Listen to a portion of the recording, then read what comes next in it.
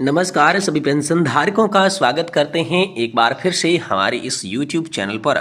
दोस्तों, इस वक्त की पेंशन धारकों के लिए बहुत ही महत्वपूर्ण और इम्पोर्टेंट खबरें निकल कर सामने आ रही है, जिसके बारे में दोस्तों आज की इस वीडियो के अंदर बात करने वाली हैं।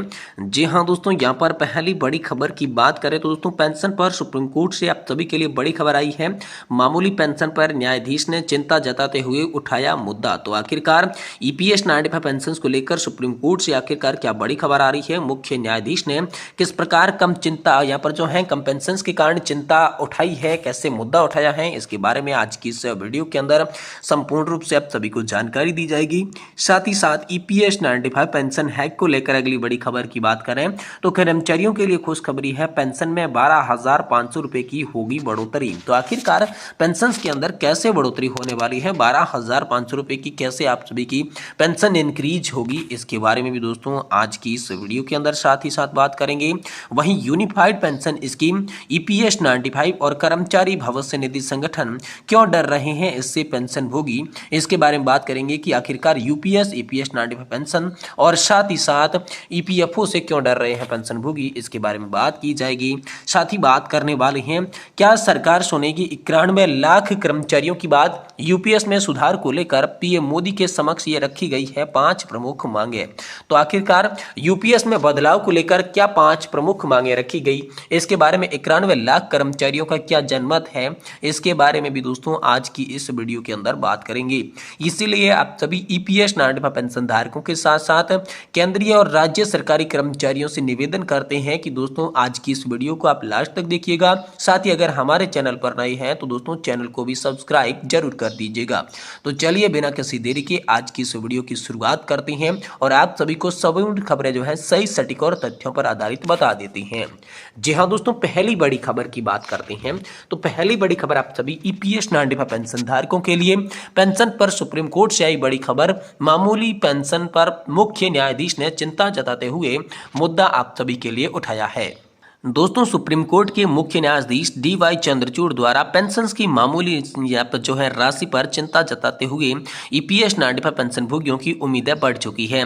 पेंशनरों की न्यूनतम पेंशन 1,000 रुपये से बढ़ाकर 7,500 रुपये करने की मांग जोर पकड़ रही है। यहाँ पर जो है EPS 95 के तहत पेंशनरों ने लंबे समय से चली आ रही समस्या एक बार फिर से यहाँ पर जो है सुर्खियों में आई है। सुप्रीम कोर्ट के मुख्य न्यायाधीश DY चंद्रचूड़ ने हाल ही में पेंशन से जुड़ा एक महत्वपूर्ण मुद्दा उठाया, जिससे देश भर के पेंशन भोगियों को नई उम्मीदें मिली है। विशेषकर वे पेंशन भोगी जो लंबे समय से अपने अधिकारों के लिए संघर्ष कर रही हैं, अब न्याय की उम्मीद में नजर आ रही हैं। दोस्तों, हाल ही में एक मामले की सुनवाई के दौरान मुख्य न्यायाधीश DY चंद्रचूड़ ने उच्च न्यायालय की बेंच को पदोन्नति होकर सेवानिवृत्त हुए जिला न्यायाधीशों को दी जाने वाली मामूली पेंशन पर गंभीर चिंता व्यक्त की है। उन्होंने इस बात पर ध्यान केंद्रित किया कि सेवानिवृत्ति न्यायाधीशों की पेंशन 6,000 से 25,000 रुपए के बीच है, जो उनके लंबे कैरियर और न्यायिक सेवा को देखते हुए बहुत ही कम है। वहीं दोस्तों, देशव्यापी आंदोलन और राजनीतिक ध्यान को लेकर भी पेंशन पर बड़ी खबर आई है। EPS 95 न्यूनतम पेंशन को लेकर देश में एक बड़ा आंदोलन खड़ा हो चुका है। पेंशनरों की ये आवाज प्रधानमंत्री नरेंद्र मोदी, श्रम मंत्री मनसुख मांडविया और वित्त मंत्री निर्मला सीतारमण तक पहुंच चुकी है। कर्मचारी भविष्य निधि संगठन यानी कि EPFO भी इस मामले में सक्रिय भूमिका निभा रहा है, लेकिन पेंशनरों की मांग अभी तक पूरी नहीं की गई है।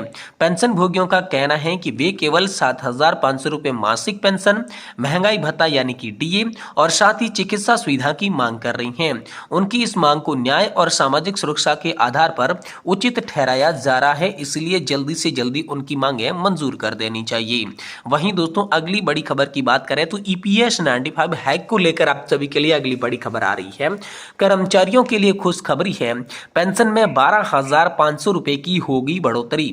जी हां दोस्तों, EPS 95 पेंशन योजना के तहत पेंशन योग्य वेतन सीमा को बढ़ाकर 25,000 रुपए करने का प्रस्ताव है, जिससे कर्मचारियों की मासिक पेंशन 12,500 रुपए तक हो सकती है। इस बदलाव से लाखों पेंशन धारकों को लाभ मिलने की उम्मीद है। वहीं दोस्तों, पेंशन वृद्धि की गणना आप सभी के लिए कैसे की जाएगी, इसके लिए फॉर्मूले वाइज भी बात की गई है। मौजूद नियमों के अनुसार पेंशन की गणना कर्मचारी के अंतिम 60 महीनों के औसत वेतन पर की जाती है। उदाहरण के लिए अगर आपकी मासिक सैलरी 15,000 है तो आपने 35 साल तक सेवा दी है तो आपकी पेंशन यहाँ पर 7,500 रुपये होगी। गणना के फॉर्मूले की बात की जाए तो मासिक पेंशन के बराबर में पेंशन योग्य वेतन को गुणा करेंगे सेवा अवधि में, साथ ही भाग 70 का लगाएंगे। लेकिन अगर पेंशन योग्य वेतन को बढ़ाकर 25,000 रुपये किया जाता है तो आपकी पेंशन भी बढ़कर 12,500 रुपये हो जाएगी। ये बदलाव कर्मचारियों के लिए बड़ी राहत साबित हो सकता है, खासकर उन लोगों के लिए जिन्होंने लंबी सेवा अवधि यहाँ पर जो है की है, तो उनके लिए दोस्तों ये वरदान साबित हो सकता है। वहीं दोस्तों अगली बड़ी खबर की बात करें तो यहाँ पर जो है यूपीएस, ईपीएस 95 और साथ ही ईपीएफओ यानी कि यूनिफाइड पेंशन स्कीम, कर्मचारी भविष्य निधि संगठन और ईपीएस 95 पेंशन से क्यों डर रहे हैं पेंशन भोगी, इसके बारे में बात करें तो दोस्तों यूनिफाइड पेंशन स्कीम, ईपीएस 95 और ईपीएफओ शब्द इस काफी सुर्खियों में है। पीएम मोदी से गुहार लगाई जा रही है कि पेंशन भोगियों की मन की बात को सुने, न्यूनतम पेंशन 1,000 रुपए से मुक्ति दिलाएं, बुजुर्गों को 7,500 रुपए पेंशन दी जाए। यहाँ पर जो है पेंशन सत्यनारायण हेगड़े ने कहना है कि सरकार न्यूनतम पेंशन 7,500 रुपए देने से इनकार कर रही है। सरकार ने मुखिया स्वयं इनसे नकारते हुए सहायक है। क्या आपने अभी सार्वजनिक रैलियों के दौरान देखा है, उन्होंने महिलाओं और युवाओं के लिए सहानुभूति है, न कि वरिष्ठ नागरिकों के लिए। जो हम हैं ईपीएस 95 पेंशन भोगी जो वास्तव में हर महीने हजारों की संख्या में यहाँ पर जो है मर रही हैं। जनता को गुमराह और ध्रुवीकरण का खेल खेला जा रहा है, जैसा कि वह लोग बहुत प्यार करते हैं। लोगों ने इस बार संसद चुनाव में विफल कर दिया, उन्हें 400 पार की बजाय 272 दिए, जबकि अन्य दो सुपर पीएम नायडू और नीतीश ने उनके पंख काट दिए। उन्होंने निर्देश दिया है कि जो कहें करें, 3 राज्यों के चुनाव के बाद क्या होगा। जी हाँ दोस्तों, पेंशन भोगी रमेश गौतम ने यूपीएस पर कहा कि ये योजना अप्रैल 2025 से लागू होगी, तब तक आने वाले राज्यों में चुनाव खत्म हो जाएंगे। सरकारी कर्मचारियों को भी इस सरकार द्वारा मूर्ख बनाया जा रहा है। हमारे नेताओं को इस प्रकार द्वारा वित्त पोषित किया जा रहा है। यही कारण है कि वे पिछले 10 वर्षों से कोई सख्त कार्रवाई नहीं कर रही हैं, उन्हें मूर्ख बना रही हैं। इधर ओपीएस यानी कि पुरानी पेंशन योजना तेजी से ट्रेंड में आ रही है। ओल्ड पेंशन को लागू करने की मांग की जा रही है। एनपीएस की बजाय ओपीएस की बहाली भी आवाज जो है वो जोर पकड़ चुकी है। वहीं दोस्तों आप सभी के लिए बात करें तो ईपीएस 95 मिनिमम पेंशंस को लेकर बड़ा अपडेट आया है। मिनिमम पेंशंस को लेकर ताजा अपडेट जारी। देखिए सेवानिवृत्ति के बाद कितनी मिलेगी आप सभी को पेंशन। तो अगर आप प्राइवेट सेक्टर में काम करते हुए कर्मचारी पेंशन योजना में योगदान करते हैं तो आपका भविष्य खुशहाल होगा। सरकार पीएफ कर्मचारियों की भविष्य की संपत्ति बढ़ाने के लिए ईपीएस 95 पेंशन स्कीम चलाती है। इस स्कीम के तहत पीएफ कर्मचारियों को रिटायरमेंट के बाद पेंशन मिलती है। यहाँ पर जो आप सभी के लिए बात करें तो कंपनी पीएफ फिलहाल 2 हिस्सों में बढ़ती है। पहला हिस्सा यानी कि 8.33% पैसा कर्मचारी पेंशन योजना में जाता है, जबकि 3.65% जो है ईपीएफ में जमा हो जाता है। हाल फिलहाल में इस पेंशन के तहत 1,000 रुपये की पेंशन मिल रही है। अब न्यूनतम ईपीएस पेंशन 7,500 रुपये करने की लंबे समय से यहाँ पर मांग की जा रही है। मंजूरी मिलने की भी यहाँ पर संभावना जताई जा रही है, लेकिन अभी तक इस पेंशन को मंजूरी नहीं मिली है। यदि कर्मचारी सेवानिवृत्ति के बाद 7,500 रुपये प्रति माह ईपीएस पेंशन प्राप्त करना चाहता है तो इस बार यहाँ पर जो है ईपीएफओ का गणित कहता है कि कोई भी सदस्य जो 23 वर्ष की आयु में कर्मचारी पेंशन योजना ईपीएस 95 से जुड़ता है और 58 साल की आयु में सेवानिवृत्त होता है तथा 15,000 रुपये वर्तमान वेतन सीमा से योगदान देता है तो उन्हें लगभग 7,500 रुपये मिल सकता है।